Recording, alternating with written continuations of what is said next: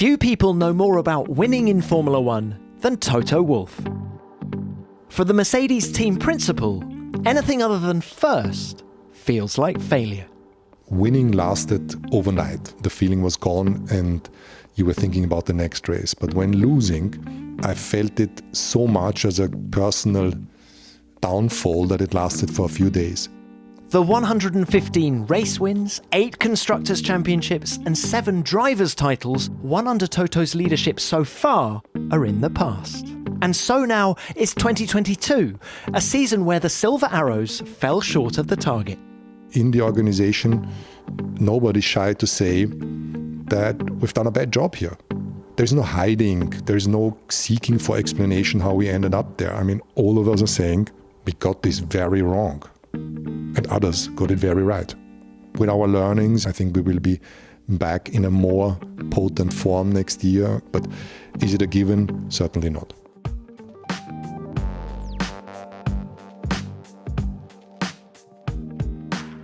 Welcome to F1 Beyond the Grid with me, Tom Clarkson.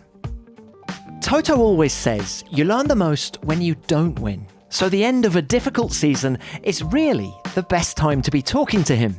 As you've just heard, he's very open about the team's problems in 2022. There's much more about the car, why its bouncing problems slowed them down, and how they're looking to improve for 2023. We look back at the high point of the past season, George Russell's win in Brazil, and why Toto actually isn't sorry he wasn't at the racetrack to celebrate with the team in person. That's a great insight into his leadership style. He talks about managing the pressure on himself and the team. He shares his occasional loneliness without his friend, the late great champion Niki Lauda, and he's in awe of another great champion, Lewis Hamilton, and how he helps pick up the team in low moments. Max Verstappen, Daniel Ricciardo, Mick Schumacher and Mattia Binotto also came up, and Toto picked his favourite Mercedes race victory so far. I hope you enjoy our conversation.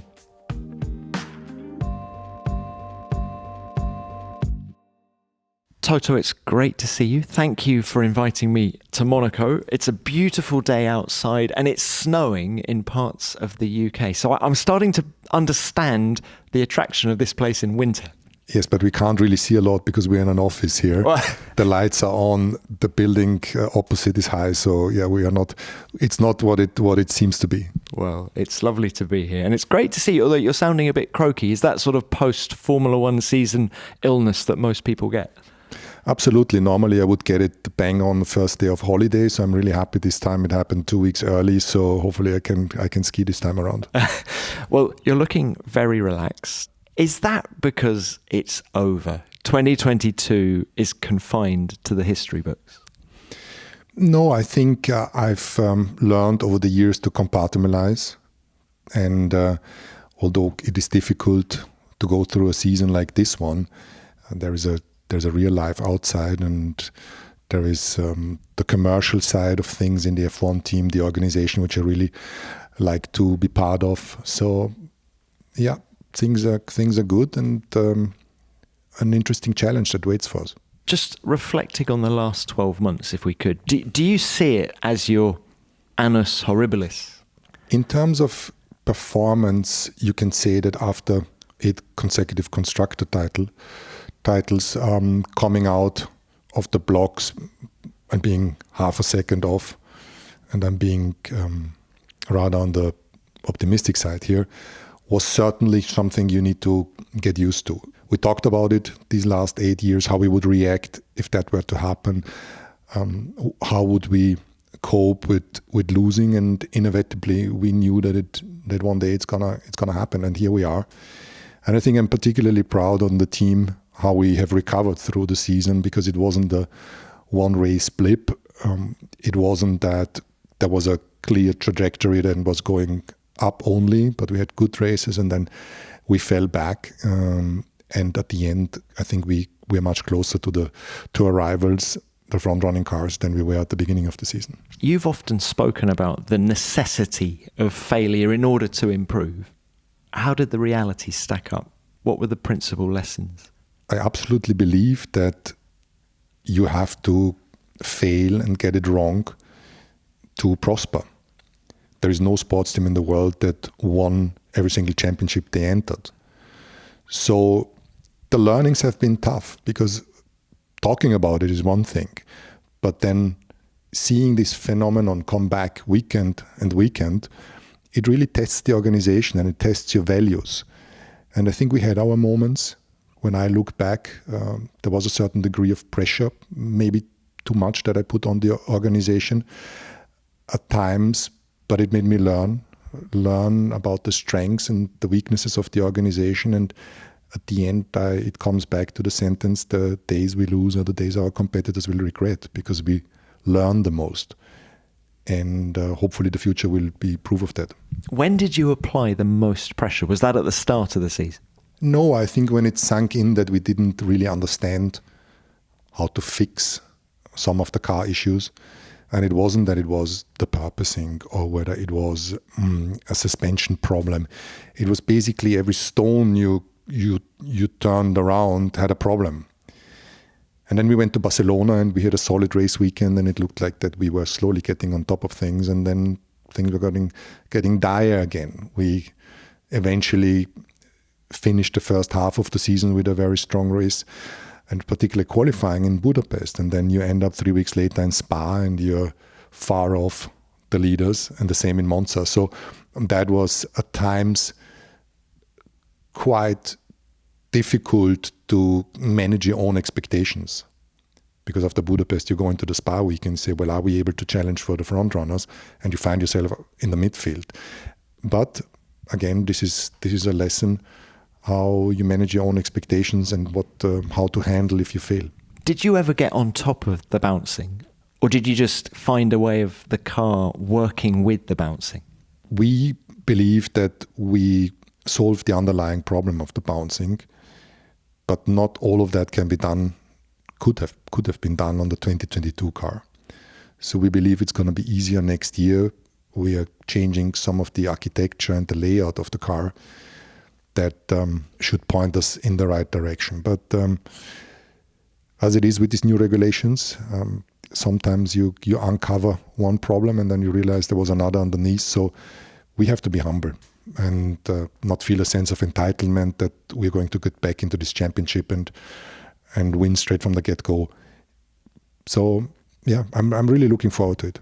Without the budget cap, could you have solved the issues with the W13 during the season? No, it wouldn't have made a difference, because we're not lacking the capability, or we weren't lacking any of the tools nor time. It was more that we needed to peel off layer by layer in order to get to the ground of the problem. So it wouldn't have changed anything. Are there any parts of the W13 that you're actually proud of and that will be carried over to next year's car? Or are you just starting again? I'm proud by the boldness that we put into this new car. When you look at the narrow sidepod concept, which had absolutely nothing to do with the car not performing, it's something that I'm proud of, how we came about in finding that design and putting it on the car. And then there is many other areas that were really good. A power unit that has really done us well throughout the season, and reliability was great too.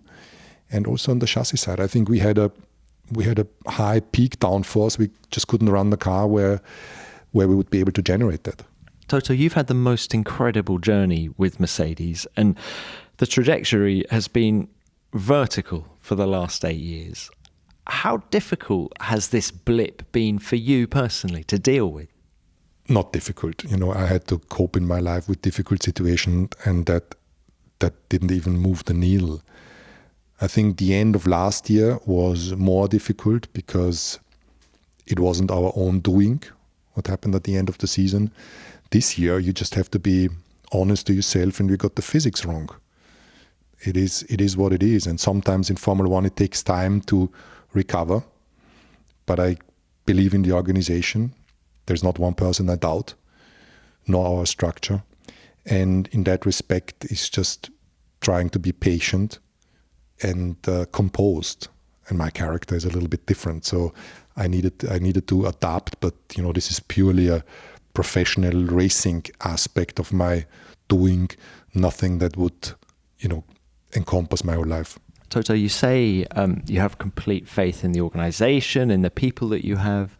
I'm going to play devil's advocate and just say, why didn't the organization and the people see the bouncing coming when others did? Because we got it wrong. I think even the best people can get it wrong.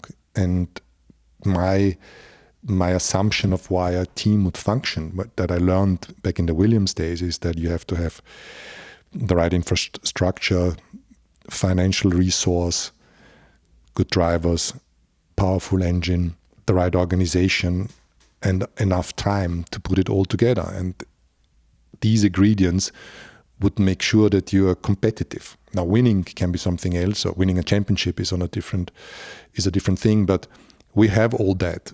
We haven't suddenly taken a stupid pill, winning the Constructor Championship last December, and then in March being nowhere. It's very easy. We got the concept wrong. We underestimated the effect when running the car very low. And others have done a better job, whether they knew the effect from past days or they were simply more focused on this particular area of car behavior. I don't know. But in the organization, nobody's shy to say that we've done a bad job here. Very easy. There is no hiding. There is no seeking for explanation how we ended up there. I mean, all of us are saying we got this very wrong. And others got it very right. So how does 2023 look? Are you confident that you can win races, plural? I'm always a half-empty glass guy, and I see the risks. And as a matter of fact, if you're trying to be logical, Red Bull was very dominant throughout the seasons. They wouldn't have won, God knows what, 15 races it was or more. And also towards the end. So it's going to be very difficult to have a development slope that is steeper than theirs, and also Ferrari. But I believe in the organization, and fundamentally it's not about a lack of downforce, but it's about a problem in making that downforce work on the car. And I think with our learnings and the values in the team, the empowerment, the no blame culture, I think we will be back in a more potent form next year, hopefully winning races on merit and fighting for a championship. But is it a given? Certainly not. Helmut Marko has said that he thinks you guys are going to cause Red Bull more problems in 2023 than Ferrari. What's your reaction to that? I mean, Helmut knows a lot about racing. And if he says that, obviously you have to accept that. But he talked us up also at the beginning of the season that we would sort out things, and we weren't able to sort them out. But yeah, the comments, you will always have them, positive or negative. And we just, at the end, fundamentally need to, do the best possible job and return to competitiveness. You've just said that you're a glass half empty kind of guy. So has this season crystallized in your view whether you're motivated by the lure of success or the fear of failure? That's a very interesting point, because all of these years I've been always wary of the feeling when losing. Winning lasted overnight. Landing back in Europe, the feeling was gone and you were thinking about the next race. But when losing, I felt it so much as a personal downfall that it lasted for a few days. And it's funny how your brain protects yourself, because you manage your expectations. You are half a second behind, the next race you're 2.5, and your brain says, well, that's actually solid. But it's not. You have to always reassess yourself on the baseline, and that was last year or the year before. This is what we expect from ourselves. So every time I'm getting too comfortable with the situation, every time I'm not having the butterflies before a race, I actually worry whether, am I still fully in this? But I am. Did you get used to finishing 3rd, 4th, 5th? Yeah, that's again how the brain saves us. We protect ourselves collectively all around the world from our own mediocrity by seeing that, by coping with such a situation. And in that respect, you're starting to see the positives. You're seeing race pace that was good and reliability that was good. But at the end, there's no hiding. The stopwatch never lies, and you come back, whether it is second, third, or fourth, you're just not winning. And that is fundamentally what we fight for. This episode is sponsored by Rocket Money, and it's one for our listeners in the US. Most Americans think they spend around $80 a month on subscriptions, when the actual total is more like $200. 80% of us have subscriptions we've completely forgotten about. Whether it's a music platform you never access or a TV service you haven't streamed in months, that's a huge amount of money being wasted that could be better spent elsewhere. With so many streaming and subscription services on offer these days, it can be difficult to keep track of everything you've signed up for. That's why Rocket Money, formerly known as Truebill, is a fantastic app that helps me track all of my expenses and gets rid of those subscriptions I don't even use to ensure I'm not wasting money unnecessarily. Rocket Money does the hard work for you by showing all of your subscriptions in one place. It can even find subscriptions you didn't know you were paying for. All you need to do to cancel a subscription is press cancel, and Rocket Money takes care of the rest. It's that simple. So get rid of useless subscriptions with Rocket Money now. Go to rocketmoney.com/grid. Seriously, it could save you hundreds per year. That's rocketmoney.com/grid. Cancel your unnecessary subscriptions right now at rocketmoney.com/grid. Toto, I'm fascinated about how you have coped with, I hate using the word failure because you still finished third in the World Championship and won a Grand Prix, but by your recent standards, it feels like a failure. And how you've evolved over the last 10 years, because it is 10 years that you've been at the team in February. Have you become more competitive and more ferocious in the way that you go racing as you've grown with the team? No, I think I've always been competitive, very competitive, because first of all, I like to meet my own expectations and the standards I set for myself and the organization, but also because we're in a relative sport. So that has stayed the same every single season. But obviously it has been a journey. I developed as a personality, good things and bad things, and I wouldn't want to miss the 2022 season because I grew as a mensch. You were 39 when you took the helm. You're now 50. 49 plus 1. Okay. You're going to start counting down, right, when you get to 50. You never get to 51. You always go to 49 next, back to 49. But what is your proudest achievement here at Mercedes? For me, it's really difficult. I don't even remember how the last few races went. I never look back. So on my journey with the team, I couldn't even tell you. I'm proud of what we have achieved in the past. I'm also proud in what we have achieved in 2022. I just enjoy being part of the team. I'm sure there's going to be great moments in the future and there's going to be tough situations, but it's all part of that journey. You've won 115 races with this team. So this is a difficult question for you to answer. But if there's one race victory that you could pluck out, which one would it be? I didn't even know that it was 115. I knew it was somewhere around 100.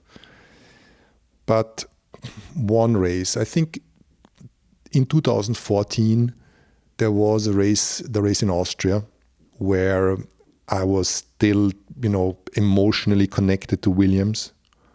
Susie was part of the team. I think I even held some shares back then.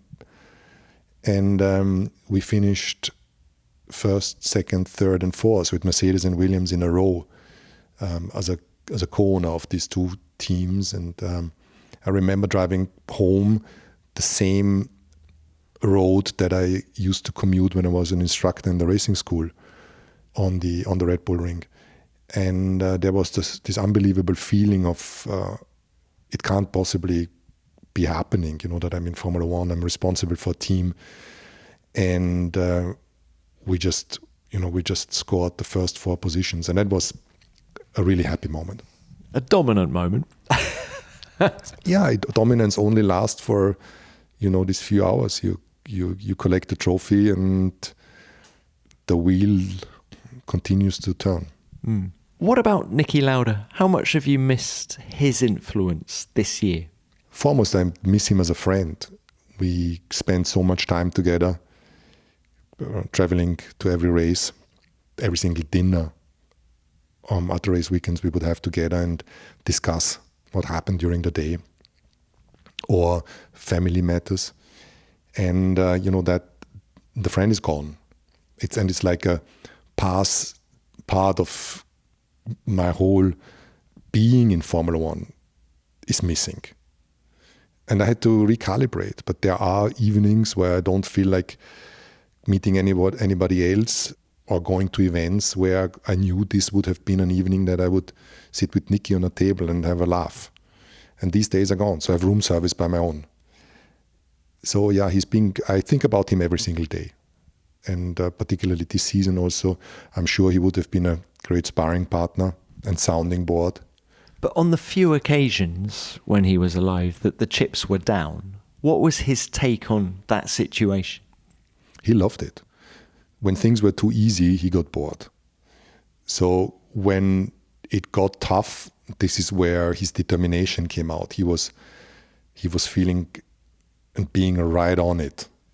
What can we do to change that? Yeah, he was very good at simplifying things. And you're overthinking that. It's got to come down to a single solution. And that's something that I have learned from him. Sometimes not to overthink too much. You think you do overthink things? Well, I don't actually know what overthinking means. I do think a lot. And I'm trying to put things together. Eventually the jigsaw makes sense. Do you overplan instead of just reacting to what's going on? Or is that the job of a team principal? I think you need to have a strategy. And you at the same time need to be prepared to have setbacks and findings that didn't correspond to what you expected. But it's also it's an active and reactive game. Now, you say that without Niki, it's room service, and I'm sure it's not. But who is your sounding board without him? Believe me, it is. When I'm not having Susie with me at the races or a friend, then it can be quite a lonely moment because I don't want to small talk. I want to leave my team in peace also to have their carries and their get together, because when I'm there, maybe that's more stressful. So yeah, it is room service, literally. But it gives me time to think. I read somewhere that you have the same meals when you're at races. Is that right? It's chicken and salad or something. Is that your standard staple?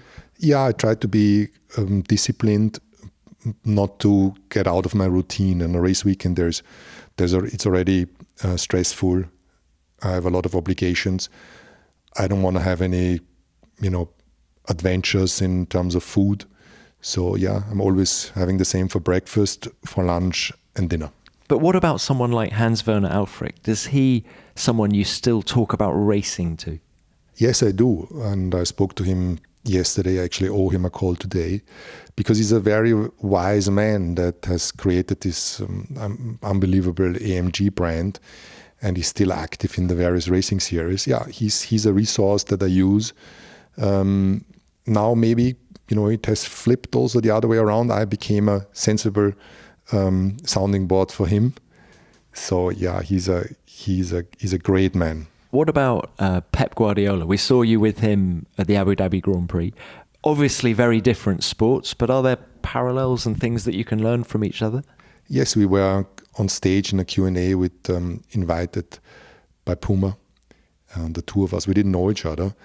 But when I heard him talking, it was like my sentences. The same approach, and he said the same about me. Fundamentally, it's down to human management. And someone that is certainly going to be part of my journey going forward, because he was just on the same wavelengths, and even the family was on the same wavelengths between Susie and I. So exciting personality.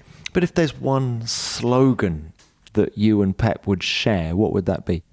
Well, I don't know him enough to say one slogan, but trust your instinct.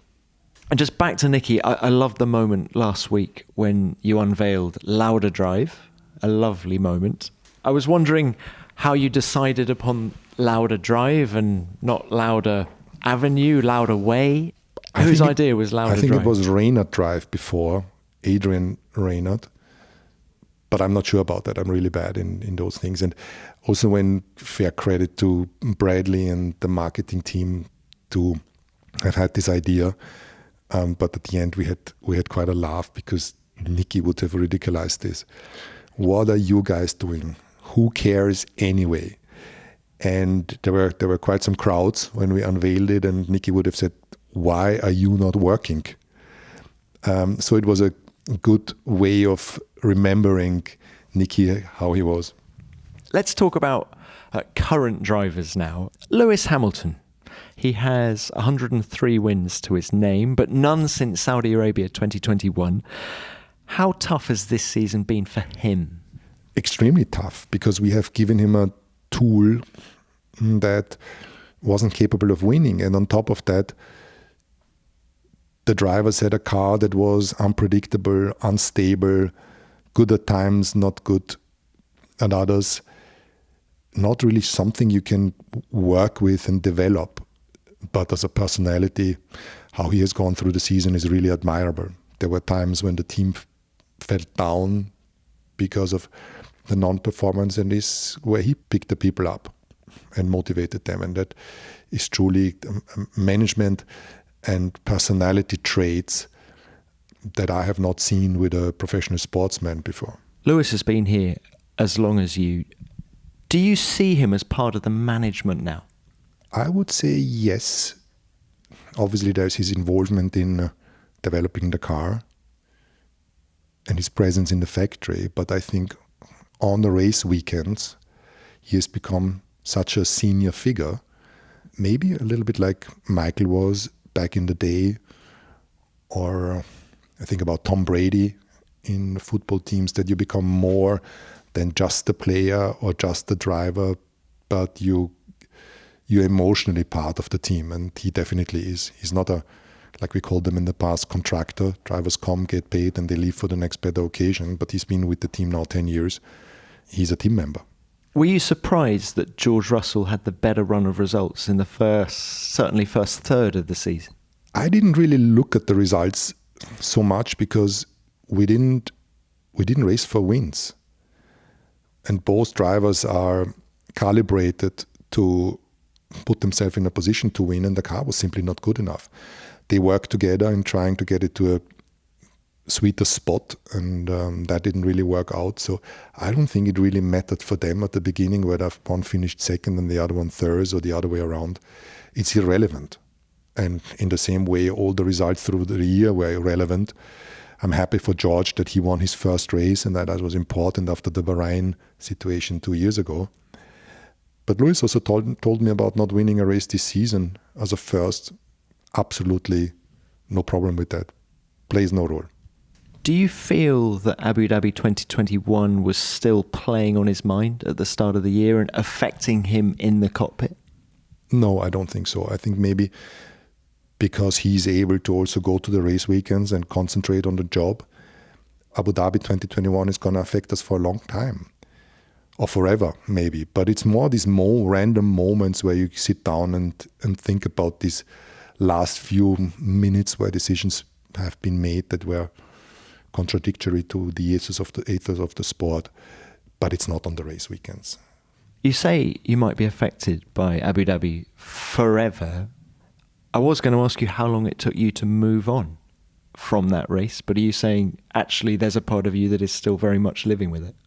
No, I think we moved on, and I personally moved on with Susie because we were there, both of us, as soon as we accepted the result. And I think we didn't want to drag it into the courtroom, because even if we were to have a case, I think you couldn't have remedied it. And we didn't want to win any courtroom battle. Max is a deserving champion, so was Lewis. On that particular day, it was same points, may the best man win, and that wasn't the case.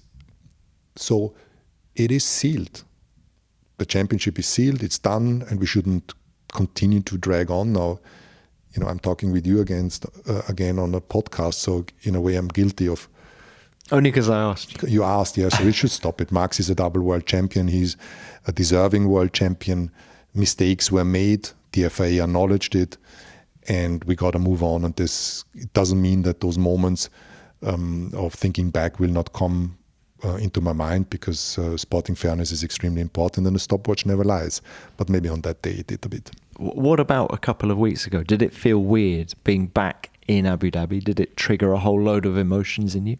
No, zero. I was in the same hotel room, same program. Not a single thought about that. So look, George Russell, what's he given you this year that you weren't getting from Valtteri Bottas? Both are totally different characters. Valtteri had great races, super fast on his day, and Lewis had the upper hand. And George comes in very fresh, with a dominant spell in karting in the junior formulas, confident but not overconfident, respectful but still challenging, and what I have hoped for in terms of the attitude and the speed. Talking of his speed, the qualifying head-to-head between them was 13.9 in Lewis's favour. Did that surprise you?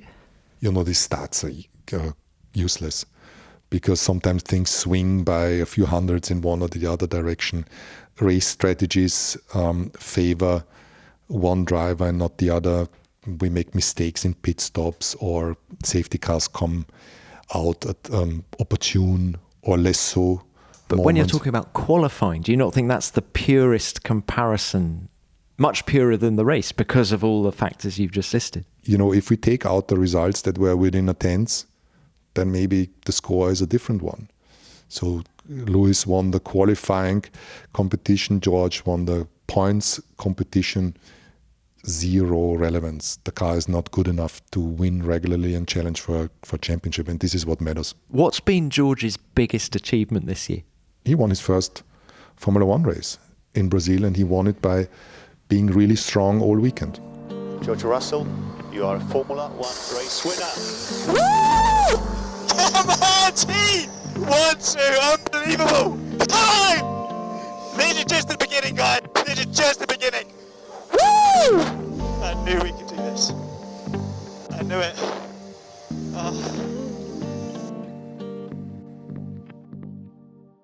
I know you weren't there. How difficult was it for you not being there in Brazil? It was another interesting experience that I didn't think I would have, because I was already in Abu Dhabi. I had some meetings to do there, commercial meetings. And I sat in the hotel room with the full intercom being built up, so I was able to listen and speak to all the channels I would normally have. I had the timing screens built up, the TV feed. So it was literally the same situation like in the garage. I didn't think about being in a hotel, because I just immersed into the situation. And then when we won, Susie said to me, "Well, I bet you regret not being there." And I didn't, actually, not at all, because it is always about me and the drivers. We're giving interviews, we stand in the spotlight, we're taking all the credit for the work that's been done by others. And me not being there was a sense of pride of the people that were there, and pride of the factories, and me not taking sunshine away. Guys heard Shov speaking, and Bradley and James, and they are heart and soul of the team. I couldn't have felt prouder in that moment, and I couldn't have felt happier for myself seeing those guys operate the way they did. And how reassuring was it for you that the team was able to win without you on the ground? Well, the last time I wasn't, so I missed 3 races in all of my 10 years with Mercedes. The Japan race this year, and then Brazil a few years ago when we already sealed the championship. And I remember that they were all over the place. It ended up in a situation that the team didn't know whether they should pit Lewis or not. And then Lewis said, well, I don't know who asked Lewis whether he thought a pit stop would be good. And he said, well, you guys need to decide. And since then they said, well, it was so bad because now you're coming back because you saw how wrong it went. And as a laugh, of course. And seeing them operate on the level they did all weekend, me not being here, is still something that I will feel proud forever. Were you tempted to get on a plane when they were starting on the front row? No, that would have been too late and too opportunistic. They made it there without my involvement. And I was tempted on the Thursday, making like a last-minute jump over the ocean, but then there was too much on, and I needed to be in the Middle East earlier. So, yeah, it's good. I get your point about stealing the limelight, but this is also your family, and it was the most competitive weekend of the year. Yeah, but that doesn't matter. I think I would have enjoyed to be, to share those happy moments with the team and seeing them all cheerful and happy and singing and team photos. Yeah, that on one side, this is a moment that I would have wanted to feel with everyone. But on the other side, like I said, I feel very happy about not having taken limelight away from the ones that deserve to have it.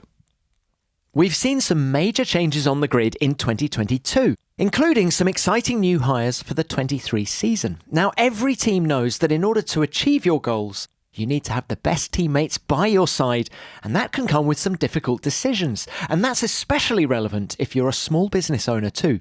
You want to be 100% certain that you have access to the best qualified candidates available, and that's why you have to check out LinkedIn Jobs.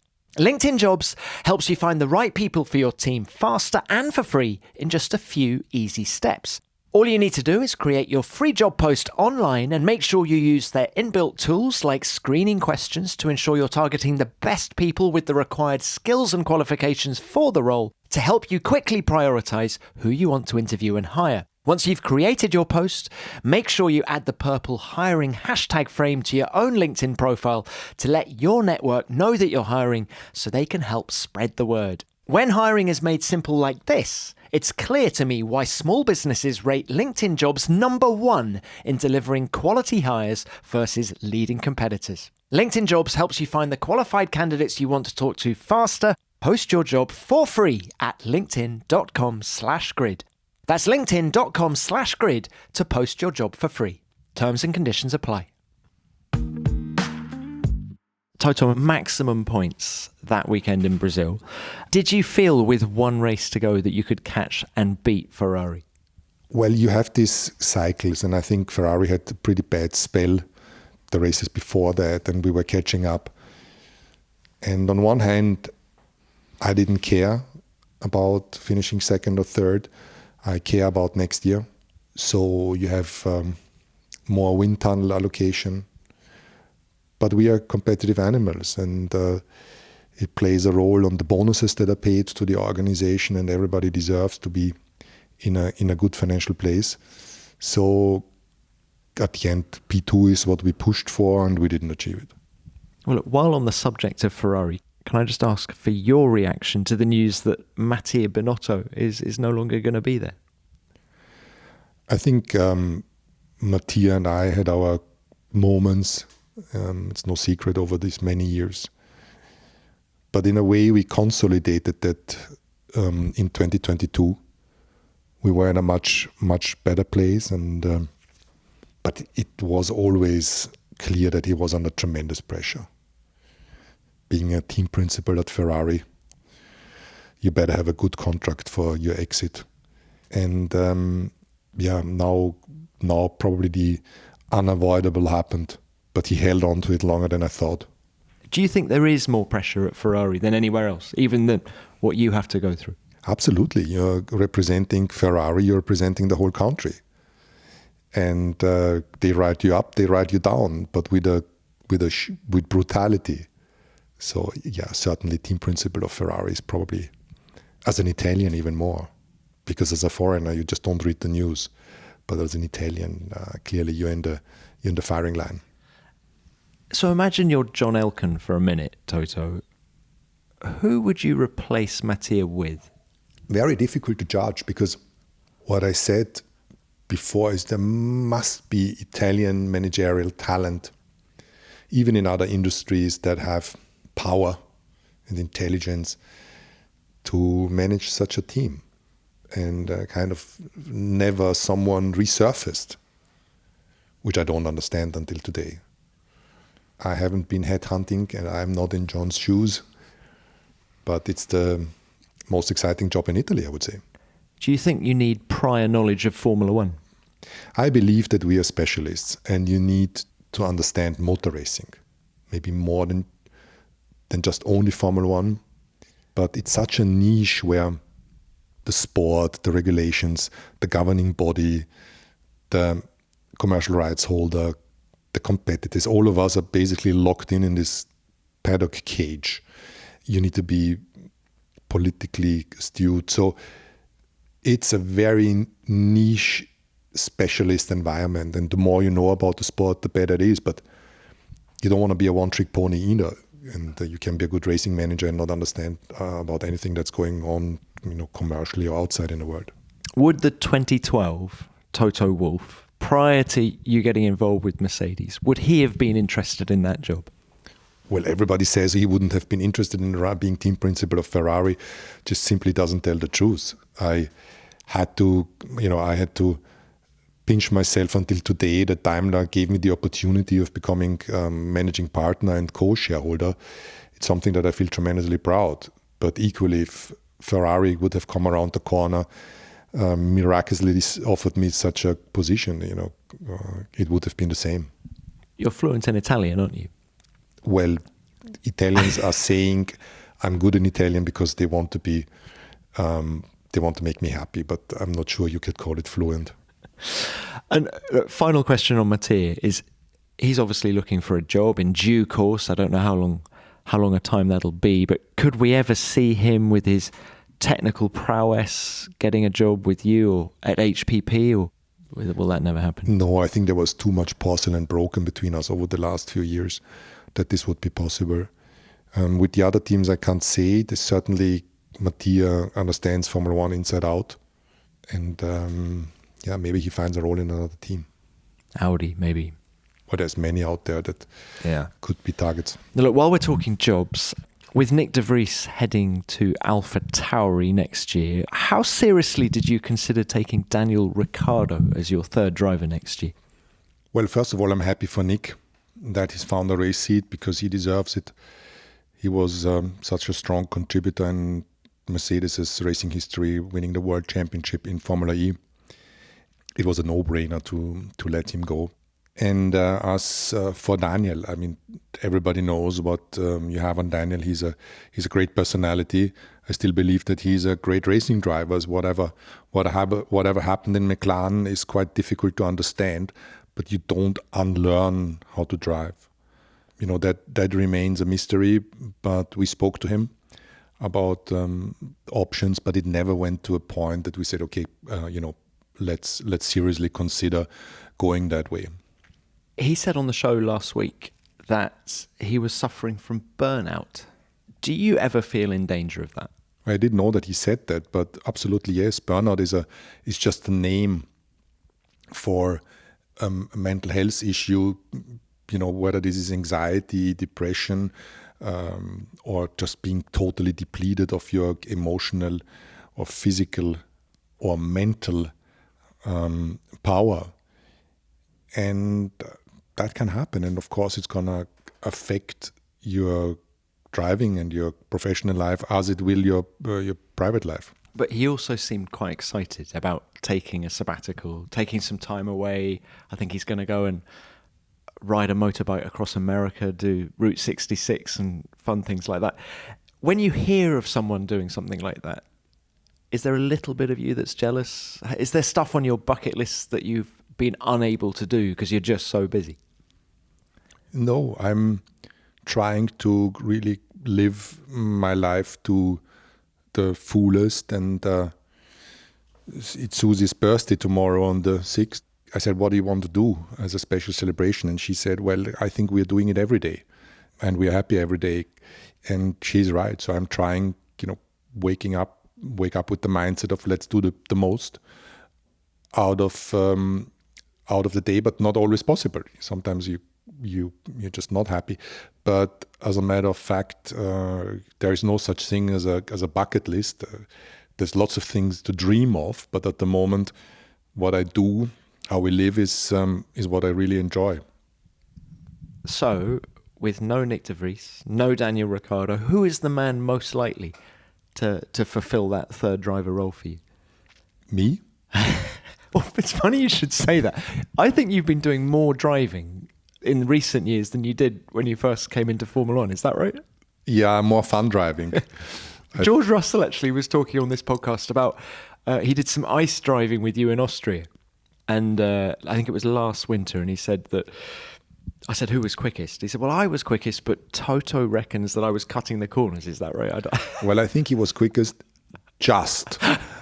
But I'm actually happy that he was quickest, because it would have been not good for his career if the record would have been with me.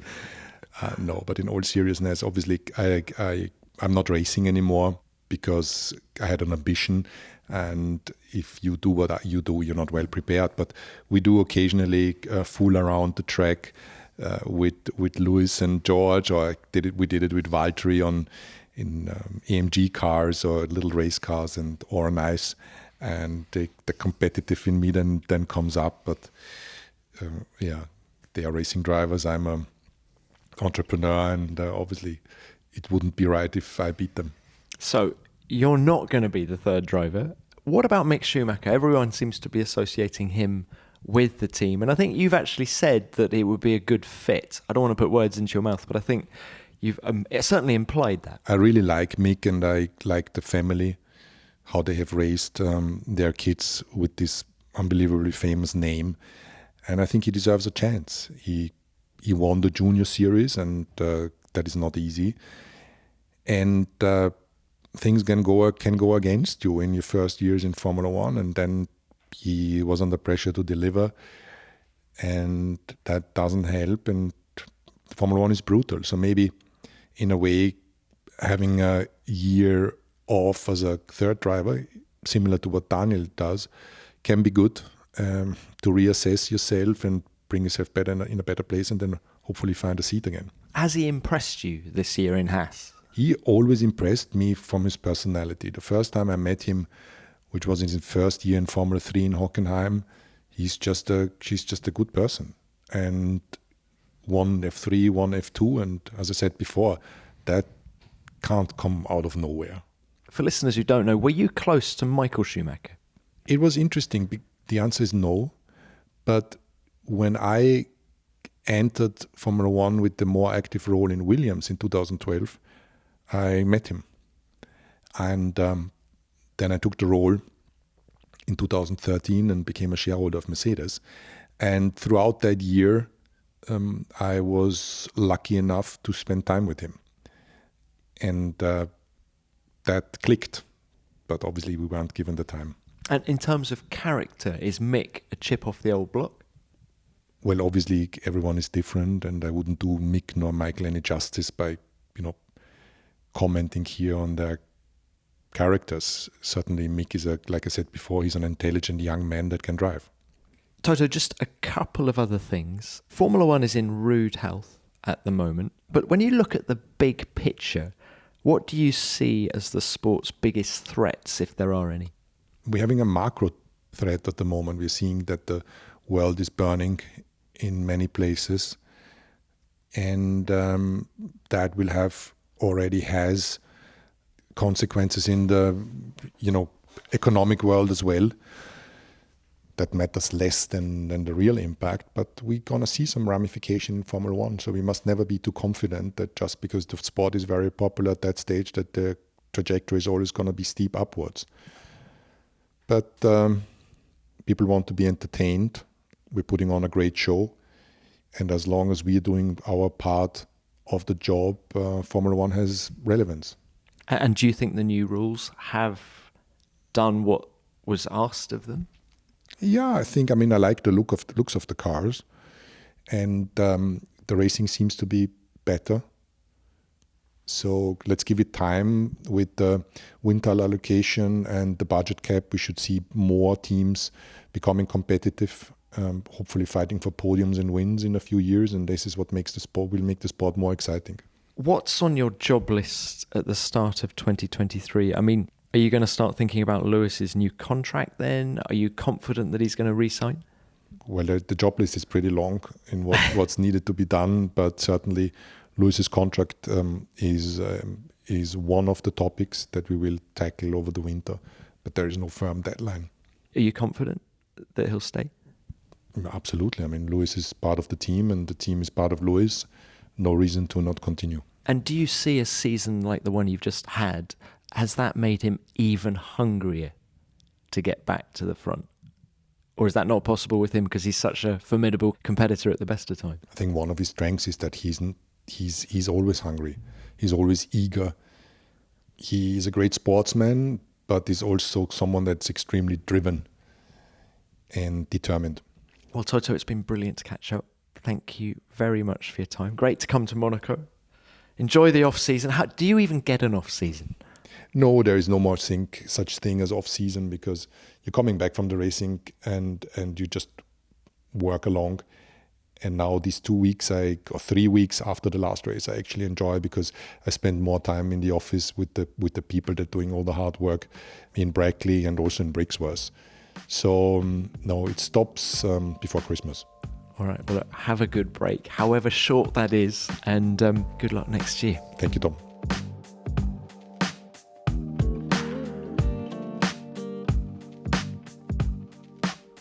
It's always interesting to get Toto's take on things, especially after a season like the one Mercedes has just had.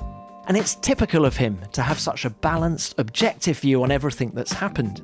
But he's lost none of the love for the job, has he? He's as passionate and committed as ever. In fact, he really gives you the impression that running the Mercedes Formula One team is bucket list territory for him. Not that he believes in bucket lists. Toto, many thanks for your time, and please enjoy whatever off-season you get with Susie and the family. And we'll catch up again at a racetrack very soon. As ever, please send in your thoughts and stories on Toto. What did you make of Merck's 2022 season, and do you think they can challenge for race wins plural in 2023? Let me know at Tom Clarkson F1 on Twitter or use the hashtag F1BeyondTheGrid. Which segues beautifully into what you sent in about Daniel Ricciardo after last week's show. He's such a fun guy, isn't he? And as I talk about him now, I find myself wondering what he's up to as he begins his gap year predominantly away from the racetrack. Let's start with this great story from Angela D. I met Daniel in early November after Marcus Mumford's show in New York. I had a hunch he'd be there, tweeted about it, and he sure was.